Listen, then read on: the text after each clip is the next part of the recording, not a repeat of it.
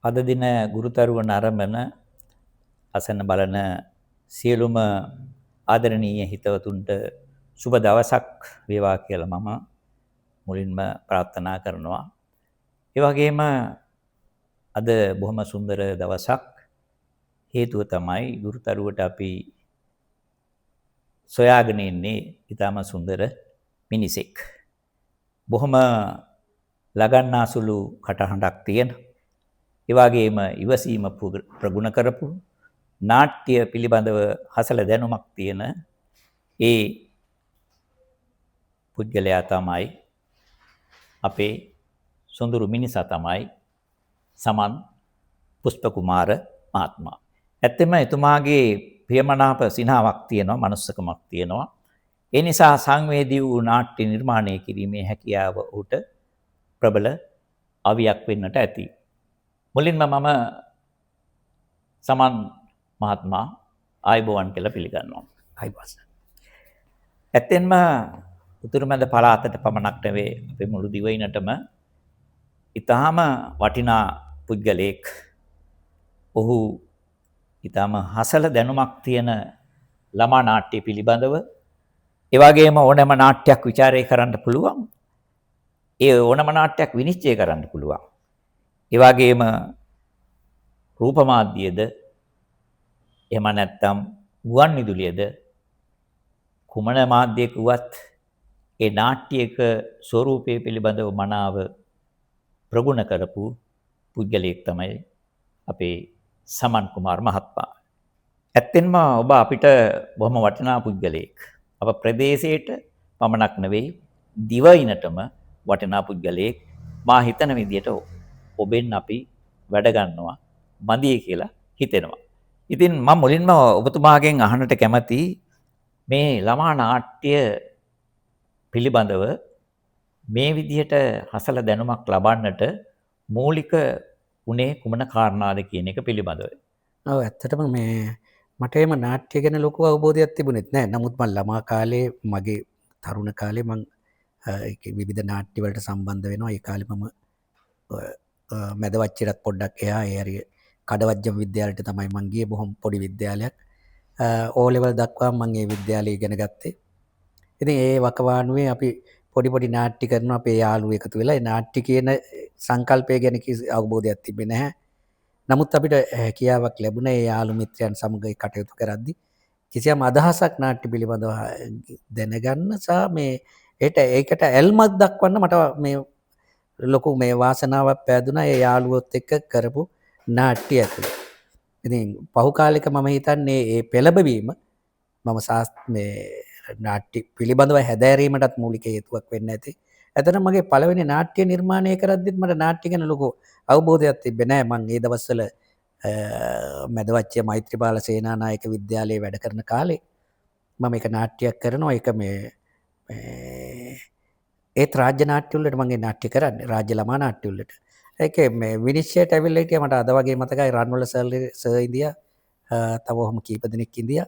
මේ ඉතින් මේ එදා මට රන්වල සර් බොහොම දෝෂාරෝපණය කළා. මොකක්ද තමුසේ මේ කරලා තියෙන්නේ? එහෙම නිසා කතා කරන්නේ. මොකක්ද තමුසේ මේ කරලා තියෙන්නේ? ළමා නාට්‍යයක්ද ඔය වශයෙන් මට කිව්වා. ඉතින් කියලා අන්තිමට මගෙන් ඇහුවා මේ තරහයිද කියලා. ඔබ තරහයිද? මම එහෙම මම කිව්වා නෑ සර් කියලා. ඊළඟට ඔස්ටින් මොනසිංහ සර් හිටියා. සර් නෑ දෙන්නම නෑ. ලයනල් අල්ගම සර් හිටියා. මට අද වගේ මතකයි. ඉතින් මේ අය චන්ද්‍රසේන දසනායක හිටියා. ඉතින් මේ ඒගොල්ලෝ මට කිව්වා මේ අපේ පවත්වනවා මේ ළමා නාට්‍ය පිළිබඳව වැඩමුළුවක්. ඒක තියෙන්නේ මීපේ. ඉතින් ඒකට එන්න මේ ඔයාටත් අපි අවස්ථාව දෙන්නම් කියලා මගේ නම ලියාගෙන ගියා. ඉතින් ඇත්තටම මට මේ chance එක දුන්නා. මේ අවස්ථාව මට ලබා දුන්නා. මට පුළුවන් වුණා මේ මීපේ වැඩමුළුවට සම්බන්ධ වෙන්න. ඒක මේ අපි එතන මේ නතර වෙලා ඉඳගෙන නේවාසිකව මේ ඉගෙන ගත්තු මේ වැඩමුළුව. ඉතින් ඒකේ මා ඇතුළු බොහෝ පිරිසක් ඉඳියා. පාලිත ලොකු පොතාගම, අමිතා රබ්බිඩිගල වගේ ළමා නාට්‍ය ශාස්ත්‍රයේ හිටපු පතාකයන්ුත් ඒ අතර හිටියා. ඉතින් මාත් ඒ අතරේ ඒ වෙනකොට ඒ දෙන්නම ප්‍රසිද්ධයි. හැබැයි මට ප්‍රසිද්ධියක් තිබ්බේ නැහැ. මොකද මම ළමා නාට්‍ය ගැන ඉගෙන ගන්නා කාලේ. ඉතින් නාට්‍ය කලාව ගැන මම ඇත්තටම එතන ඉගෙන ගත්තා. ඒකේ බොහොම දැනුවත් පිරිසක් හිටියා. එක්කෙනෙක් තමයි ජයන්ත චන්ද්‍රසිරි මහත්මයා. ප්‍රවීණ නාට්‍ය මේ නාට්‍යවේදියා කලාකරුවා ඔහු ලංකාවේ සිනමාවේ ටෙලි නාට්‍ය අතරේ මේ ප්‍රබලයෙක්. ඉතින් එතුමාගේ ගුරුහරුකම් ඇතුලේ ලබන්න ඒ වාසනාව ලැබුණා ඇත්තටම. ඒ විතරක් නෙවෙයි ජයලාල් රෝහණගේ සිට විශාල පිරිසක් W ජයසිරි ඊළඟට මට මතකයි මේ ශ්‍රියන්ත මෙන්ඩිස් ඒකට තරුණයි මමත් තරුණයි. ඉතින් මේ ඒ කාලෙත් තමයි මේ අත්දැකීම් ගන්න ලැබුණේ. ඇත්තටම නාට්‍ය ගැන යම් හැඩයක් මට ආවේ එම මේ වැඩමුළු ඇතුලේ. ඉතින් මම ඒ ගත්තු ටික බොහොම මසුරු විදිහට ඒක රැකගෙන ආවා. ඇවිල්ලා මම ඇත්තටම ඒ කාලේ මම මේ මැදවච්චිය මෛත්‍රීපාල සේනානායකේ වැඩ කරන්නේ. ඉතින් මම ඒව ළමයි එක්ක බෙදා හදා ගන්න පටන් ගත්තා. මම හවසට හැමදාම වැඩමුළුවක් කරනවා. ඉතින් ළමයි ටිකක් එනවා. අපි නාට්‍ය ප්‍රැක්ටිස් කරනවා. හැමදාම මේක නිකන් පුරුද්දක් වශයෙන් ඒ ස්ටේජ් එක නිකන් පොලිස් වුණා අවසානට මම වැඩ කරන කාලේ. මොකද හැමදාම හවසට ළමයි ටිකක් එනවා මාත් එක්ක වැඩ කරන්න. ඉතින් මෙහෙම අපි නාට්‍ය ඇදුවා. ඉතින් ඊළඟ අවුරුද්දේ මම 2000 මට මතක හැටියට ඔය පුහුණුව තිබුණේ 1995 විතර වගේ. ඊට පස්සේ මම 2000 වෙනකොට හොඳ නාට්‍ය නිර්මාණයක් කරගෙන ආවා. එදා මට මතකයි අපේ රංවල සර් කියනවා මෙන්න සමන් හදලා තියෙන නාට්‍යයක් අර අනික ආපු අයට කිව්වා මෙන්න මේක තමයි මේ ළමා නාට්‍ය වලට දෙන්න පුළුවන් මේ ඕගොල්ලන්ට කියන්න පුළුවන් මෙන්න මේක ළමා නාට්‍යයක් විදියට හොඳ නිර්මාණයක් කියලා. ඉතින් එදා මම මතක් කරා සර්ට පළවෙනි වතාවට මම නාට්‍යයක් හදාගෙන ආපු වෙලාවේ සර් මට මේ කතා කරපු විදිය. ඉතින් ඒ වෙලේ මට මතකයි නරිබෑන නාට්‍ය ගීතයක් ගායනා කළ රංවල සර් ලයිනල් අල්ගම සර් පිනාව වාදනය කරා. සාමාන්‍ය මිනිසුන්ගේ සිහින තියෙනවනේ කුඩා කාලේ. මම වෛද්‍යවරයෙක් වෙනවා, නීතිඥයෙක් වෙනවා, ගුරුවරයෙක් වෙනවා.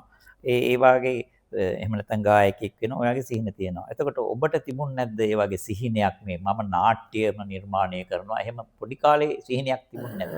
පොඩි කාලෙත් යම් ප්‍රමාණයක අදහසක් තියෙන්නේ නැති. ඇත්තටම පහු කාලෙක තමයි ඒක වර්ධනය වෙන්නේ. මේ ඇත්තටම මේ වෙන මිනිස්සු මුදල් වලට තෘෂ්ණාවෙන් කටයුතු කරනවා වගේ මම නාට්‍ය වලට තෘෂ්ණාවෙන් කටයුතු කරන්න පෙළඹෙනවා. ඒකින්ද තමයි මේ වගේ විශාල සම්මාන ප්‍රමාණයකට හිමිකම් කියන්නේ. පස්සේ කාලෙක තේරුණා මේ ඇති වැඩකුත් නැහැ කියලා. නමුත් මේ අපි කරපු කාර්යය හරි තාමත් ඒ රැල්ලේ දුවනවා. තාමත් දැන් මම දැනුත් මේ නාට්‍යයක් ලියමින් කියලා ලියලා අවසන් කරලා තියෙන්නේ. ඉතින් ලබන අවුරුද්දට මම කරන්න බලාපොරොත්තු වෙනවා. ආයි ළමයි ටිකක් එකතු කරගෙන. අපි නම සඳහන් කරොත් මම හිතන්නේ දැන් නම් කියන එක සුදුසු නැතුව ඇති නේද? ඒකෙන් තමයි තාම නිර්මාණය ලියන ගමන් ඉන්නේ. ඉතින් මේ තාම මං හරියට නිවැරදිව නමක් තබා ගත්තේ නැහැ. ඉතින් ඒක මේ මම හිතාගෙන ඉන්නවා මේ ලබන අවුරුද්දේ මධ්‍ය විද්‍යාලයේ දරුදරියන් එකතු කරගෙන මේ නාට්‍යයක් ළමා නාට්‍යයක් නිර්මාණය කරන්න. ඔබ ඇත්තම නාට්‍ය නිර්මාණය කරනවා වගේම මේ මගේ අතේ තියෙන මේ පොත ගත්තොත් එහෙම මේ පොත ඇත්තම මේ මකරෙක් ඇවිත් කියලා සම්මානනීය ළමා නාට්‍ය පිටපත් පහක් මේකේ සඳහන් කරලා තියෙනවා. ඉතින් මේ පොත ගැන පොඩ්ඩක් මට දැනෙන විදිහට මේ විශේෂයෙන්ම හොඳ ප්‍රවීණයෝ තමයි පෙරවදන සහ පසුවදන සටහන් කරලා තියෙන්නේ. මේකේ මම බැලුවා පොඩ්ඩක් පෙරවදන සටහන් කරලා තියෙන්නේ කවුද කියලා. ඇත්තෙන්ම අපේ රටේ ඉන්න බොහොම නාට්‍යයට ඇල්ම දක්වන ජ්‍යෙෂ්ඨයෙක්. ඔහු තමයි මේ ජ්‍යෙෂ්ඨ මහාචාර්ය සේන නානායක්කාර මහත්මයා. ඉතින් මෙතුමා ශ්‍රී ලංකා රජරට විශ්වවිද්‍යාලයේ මම හිතන්නේ සේවය කරේ. ජ්‍යෙෂ්ඨ මහාචාර්යවරයෙක් වශයෙන්. ඉතින් මෙතුමා ලියලා තියෙන මේ පෙරවදන ගත්තාම මම පොඩ්ඩක් මේක කියන්න බැලුවා. මේ එතුමා ලියලා තියෙනවා සමන් පුෂ්ප කුමාරයන් මා දන්නා පරිදි උතුරුමැද පළාතේ ළමා නාට්‍ය ක්ෂේත්‍රයේ මේ වන විට සක්‍රියව කටයුතු කරන විශිෂ්ටතම නාට්‍යවේදියයි කිවහොත් එය අතිශෝක්තියක් නොවේ. ඊළඟට එතුමා ලියනවා උතුරුමැද පළාත් කලා උළෙලේ මෙන්ම රාජ්‍ය ළමා නාට්‍ය උළෙලේත් වැඩිම වාර ගණනක් සම්මානීය වූ නිර්මාණ ශිල්පියෙක් වන ඔහු මේ වන විට අනුරාධපුර මධ්‍ය විද්‍යාලයේ නාට්‍යාරංග කලාව පිළිබඳ ආචාර්යවරයා වශයෙන් වැඩ කටයුතු කරනවා කියලා. ඇත්තෙන්ම එතුමා මේ පොත ගැන විශේෂ බැල්මක් කෙරලා තියෙන බවක් මට මේ පෙරවදනින් පැහැදිලි වෙනවා. එතකොට සමන් මහත්මයා කියන්නකො මේ මකරෙක් ඇවිත් මේ සම්මානීය ළමා නාට්‍ය පිටපත් පහක් තියෙන මේ පොත පිළිබඳව පොඩි අදහසක් අපිට කියන්න මේ ළමයින්ට දැනගන්නටත් එක්ක. සේනස මේ නාට්‍ය බැලුවා කීප වතාවක් මට මතක හැටියට දෙවතාවක් විතර සේනසට මේ නාට්‍ය බලන්න වාසනාවක් ලැබුණා. ඒ වගේ මගේ බොහෝ නාට්‍ය බලන්න සේනස සහ සේනසගේ බිරිඳ දෙදෙනාම බොහොම නිහතමානීව ඇවිල්ලා නාට්‍ය බලලා රස විඳලා අපිත් එක්ක වරු ගානක් කතා කරලා යන මේ බොහොම සහෘදේ. ඒක මතක් කරන්න ඕනේ මොකද ඒ දරු දැරියන්ටත් කතා කරලා බොහොම නිහතමානී පුද්ගලයෙක්. ඉතින් එතුමා තමයි මේක මේ පෙරවදන ලියන්නේ. ඉතින් මම මකරෙක් ඇවිත් නාට්‍ය තමයි මගේ මේ රාජ්‍ය නාට්‍ය උළෙලේ ප්‍රථම ස්ථානයේ දිනාගත්ත නාට්‍යයේ හොඳ පිටපත් රචනයේ බවට පත් වෙන පිටපත් රචනයේ දෙවනි ස්ථානයේ දිනාගන්න. ඉතින් ඒ නම තමයි මම මේකට භාවිතා කළේ මකරෙක් ඇවිත් කියලා. ඇත්තටම මට මේ පෙළඹවීම කරන්නේ සුගත් වටගෙදර සර්. සුගත් වටගෙදර සර් බොහෝ මේ නාට්‍ය විනිශ්චය මණ්ඩලවලදී මට හමු වෙනවා.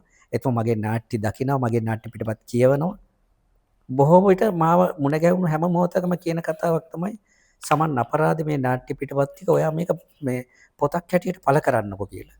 ඉතින් ඇත්තට මේ පෙළඹවීම මත බොහෝ එතුමා සෑහෙන වතාවක් මට මේ කාරණාව කියනවා.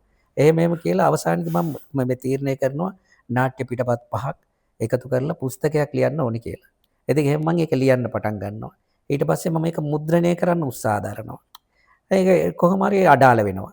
ඊට පස්සේ මට මේ ආරංචිය ලැබෙනවා මේ පුස්තකාල මණ්ඩලය මගින් පවත්වන මේ ජාතික පුස්තකාල හා ප්‍රලේඛන සේවා මණ්ඩලය මගින් පවත්වන මේ වසරකට පොත් කීපයක් තෝරා ගන්නවා මේ විවිධ ශාස්ත්‍රවලින්. ඉතින් මම මේකට මගේ මේ අත්පිටපත යොමු කරනවා. ඇත්තටම 2025 අවුරුද්දේ ඒ අත්පිටපත තෝරා ගන්නවා මේ යෝන් කතා කෘති අංශයෙන් තමයි මේක තෝරගන්නේ. ඉතින් මේ ඒ තෝරගෙන ඔවුන් අනුග්‍රහය දක්වනවා ලංකාවෙන් යෝන් කෘති 4යි එතුමාලා තෝරගන්නේ මේ පුස්තකාල මණ්ඩලෙන්. ඉතින් ඒ අතරේ මගේ මේ මකරෙක් ඇවිත් කියන මේ ළමා නාට්‍ය පිටපත් පමණක් නෙවෙයි ආධුනිකයෙකුට නාට්‍ය නිර්මාණය කිරීමේ යම්කිසි අවබෝධයක් ලබා දෙන මගේ අත්දැකීම්. ඒ කියන්නේ කවුරුත් ලියපුවා එහෙම නෙවෙයි මා විසින් සොයා ගන්නා ලද අත්දැකීම් මේ පුස්තකයට මම එකතු කරලා තියෙනවා. ඇත්ත වශයෙන්ම ආධුනිකයෙකුට මේ ළමා නාට්‍ය නිර්මාණය කිරීමේදී මම හිතන්නේ මේ ඒ සටහන් ටික ඉතා වැදගත් වෙයි කියලා. ඔව් ඒ වගේම මේ පොතේ සටහන් වෙනවා මකරෙක් ඇවිත් යාළුයි අපි යාළුයි අහංකාර කිරිබබි සතුටු කුමාරයා රාජකීය ජල්ලිය කියන මේ නාට්‍ය 5 මෙහි අන්තර්ගත වෙනවා. එතකොට ඒ වගේම මේ පොතෙහි සටහන් කරලා තියෙනවා පසුවදන. ඇත්තෙන්ම මේ පසුවදන සටහන් කරලා තියෙන්නේ මේ නාට්‍ය පිළිබඳ ඊටාම අසල දැනුමක් තියෙන නාට්‍ය විචාරකයෙක්, ඒ වගේම නාට්‍ය විචාරකවරයෙක්, ඒ වගේම නාට්‍ය පිළිබඳ පුළුල් අවබෝධයකින් ඔය ජාතික රූපවාහිනියේ විශාල සේවා කාලයක් තුල සේවයක් කළ සුගත් වටගෙදර මහත්මයා. ඇත්තටම මේ වාගේ අයගෙන් මේ පසුවදන් පොත්වලට ගන්න ටිකක් අමාරුයි මම දන්න විදිහට. ඉතින් බොහොම ආදරණීය විදිහට ඒක සටහන් කරලා තියෙනවා සුගත් වටගෙදර මහත්මයා. ඉතින් ඇත්තෙන්ම අද අපි මේ කතා බහ කරපු මේ සංවේදී මිනිසා පිළිබඳව පැය ගණන් අපිට කතා කරන්නට පුළුවන්. එහෙත් අපිට එසේ කතා කරන්න බෑ හේතුව වෙලාව හරස් වන නිසා මං සමන් පුෂ්පකුමාර මහත්මයාට නිදුක් නිරෝගී භාවයත් ඒ වගේම දීර්ඝ ආයු ප්‍රාර්ථනා කරමින් ඔහුගෙන් සමුගන්නවා. තෙරුවන් සරණයි. බොහොම ස්තුතියි.